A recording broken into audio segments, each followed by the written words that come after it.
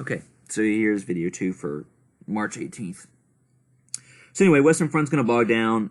Trench warfare is going to become the main fighting skills and tactics of the Western Front. You can see here a lot of images on my next slide with a lot of different pictures of the soldiers in the trenches, how they're going to develop, and you can see a little diagram of how the trenches were very layered. I highly encourage everybody to go watch 1917 if they haven't done so already, because it gives you a really good idea about how World War I was fought in these trenches, especially. Anyway, also remember that the area in between the two sides trenches was called no man's land, so all those craters and bombardments and blown apart trees and barbed wire where guys would occasionally pop up over and try to cross was called no man's land, because so many of those guys got wiped out and killed whenever they tried to cross during that time. Anyway, trenches could stretch for miles. Soldiers might live for months at a time in those trenches. They endured cold, wet, and unsanitary conditions. Contagious diseases spread easily too. We know things like trench foot becomes very big in this time period because they always have damp feet. It's kind of like an extreme version of athlete's foot. So anyway, so trench foot is a disease that spreads, and other diseases as well, because they're living in these muddy, disgusting, disease-ridden trenches for months and years eventually. All right, so the major battles. Between 1914 and 1916, the German army confronted British and French forces in a series of battles in central France. So I'm going to go through these battles. You don't need to know these battles for the test or anything, but just kind of give you an idea of the major ones that took place over the course of the 4 years. Just quick recaps. So anyway, the first one is I don't have it listed. There's actually one. No, they have it listed. It's Battle of the Marne. Sorry. The Battle of the Marne is the first major battle that takes place, is where the trenches really start to develop. The French withstood an onslaught of the Germans' attacks in September 1914 and helped save France from being taken out early on. They called in a lot of reserves to help protect France and Paris. This battle led to both armies stalling and digging in with trenches. So the Battle of the Marne, there's actually a few Battle of the Marnes, but this first Battle of the Marne in September 1914 is what leads to the trench warfare. And then later the next spring, you had the Battle of Ypres, which led to the first mass use of poison gas by the Germans. It's also the first battle where colonial forces were used to fight, like Canadian forces. So you actually have colonial forces being brought in by the British. They're going to bring in Australians, Indians, they're going to bring Canadians to help fight in this war as well. The British and the French offensives in 1915 never gained more than 3 miles of new territory. The next battle in 1916 was the Battle of Verdun. This was an unsuccessful German campaign that left 700,000 soldiers killed or wounded. And then, unfortunately, when the battle was over with, everyone remained in their original positions, which is the very great sadness about World War I, is that all these men would fight and then nothing really happened. Like in the first few months of the war, like France lost its entire army, had to start over with a brand new army because so many of those guys got killed. And these guys lose thousands and thousands of people in these battles, and just nothing's really gained, and it's just so devastating to the people who are fighting it. Then you had the Battle of Somme, also in the summer of 1916. It exemplified the horrors of trench warfare. This battle lasted until November, so it lasted about 5 months or so. The British only pushed the Germans back about 7 miles, and that was it.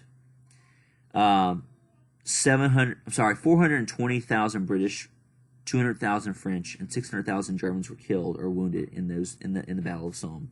So 420,000 British, 200,000 French, 600,000 Germans were killed or wounded in that battle, but neither side won, and ended in a stalemate essentially. That's also a battle that famously J.R.R. Tolkien fought in, and he also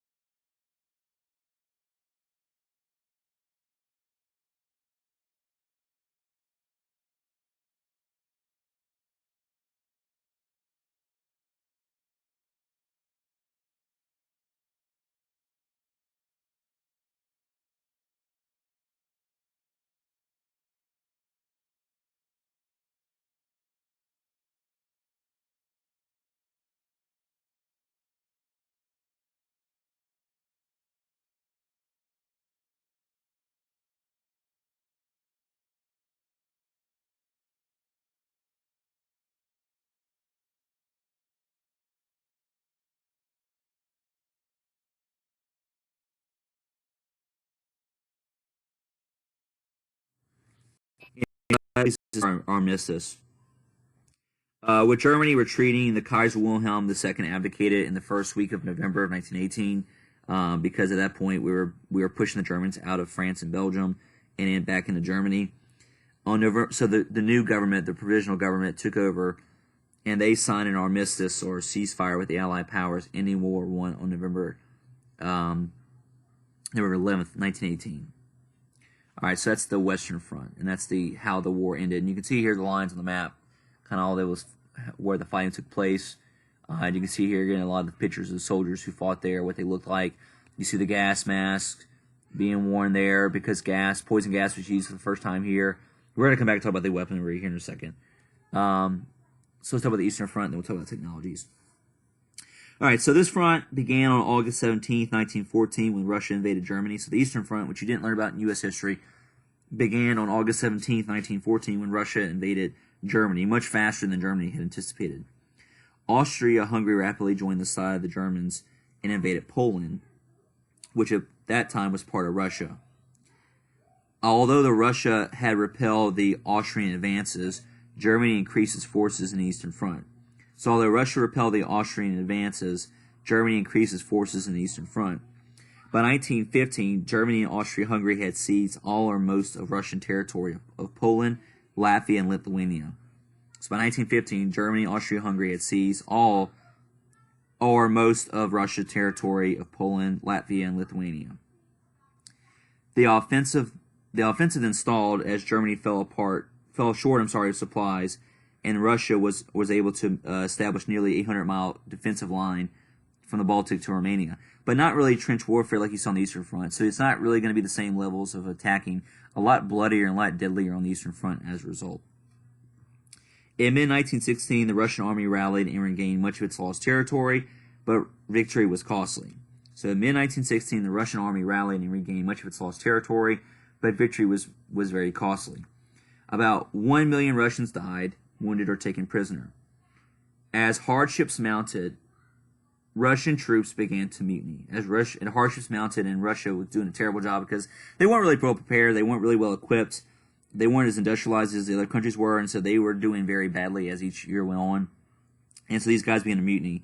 So this led to Russia's eventual withdrawal in 1917 once the Bolsheviks took over, which we'll talk more about that later on. But Russia just did a very bad job. They got slaughtered because they weren't doing trench warfare like the Eastern Front was doing, and these guys were just getting obliterated as a result. All right, new technologies and weapons. So this is in the key concepts to know about the technologies that come out of this. So, and this is also kind of a recap from U.S. history. So new technology led to massive casualties in World War I, that they were using outdated tactics when the war started, still doing horse charges and foot charges, and that just didn't work anymore with machine gun fire. So machine gun fire, or machine guns, is what really reshaped this war, making it to more of a trench warfare scenario. Machine guns maimed or killed thousands of people on both sides, totally restructuring how they fought, also making this war remain a stalemate in general. Poison gas blinded and suffocated its victims. Mustard gas was the most commonly used type of gas. Gas masks were issued on both sides. The Germans were the first ones to use poison gas, but it was also often very unreliable. The poison gas could sometimes be blown away from their intended target, or even blown back on the actual people who launched the gas. But it becomes a very, very prominent part of World War I, where both sides used gas on each other. Barbed wire was used to protect the trenches. It was used in no man's land. It slowed or entangled the attackers and made them easy targets as well.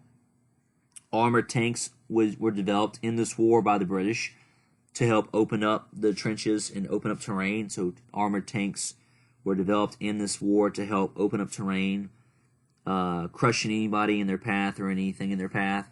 Both sides will eventually develop tanks, and the Germans will respond to their tanks with flamethrowers. Armies also deployed airplanes in combat for the first time. Both sides used airplanes first as reconnaissance vehicles, and then eventually they'll actually use them to attack each other in dogfights. So by 1917, 1918, you actually see both sides using airplanes in combat. Pilots engaged in one-on-one combat with machine guns mounted onto their cockpit. So they actually had to time the machine guns to fire through their airplanes' propeller blades. Eventually, both sides used planes to drop bombs on targets, and both sides also eventually had blimps. So you had blimps developed, and bombs being dropped by either blimps or bomber planes. We also know famously the Germans used submarines or U-boats, or Unterseeboats as the German phrase was called. So U-boats were also used by the Germans to help sink a lot of Allied shipping as well too. So that's all those weapons are kind of a repeat from last year from U.S. history, but you want to be aware of all those weapons and how they reshaped the war itself. So that's where we're going to stop the video 2 for today. Hope you have a good day. Keep on keeping on. See you later.